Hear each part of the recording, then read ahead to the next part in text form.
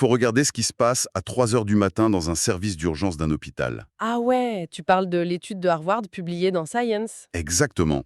Ils ont confronté le modèle LN2 Preview d'OpenAI à 2 vrais médecins urgentistes titulaires.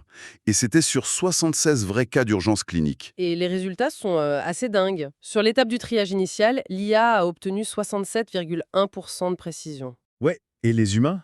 Bah, le premier médecin plafonnait à 55,3% et le second à 50%. C'est une sacrée différence.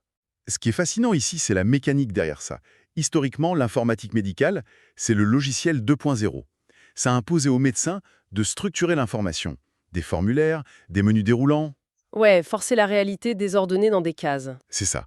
Alors que là, le modèle OIN a fait ses diagnostics en se nourrissant exclusivement de textes bruts, chaotiques, non structurés. Genre des notes tapées à la va-vite, des abréviations, ce genre de trucs. Précisément, le modèle gère l'incertitude bien mieux qu'un expert humain sous pression. D'ailleurs, l'IA a repéré une infection mangeuse de chair rare, genre 12 à 24 heures avant l'équipe médicale. Waouh! 24 heures avant.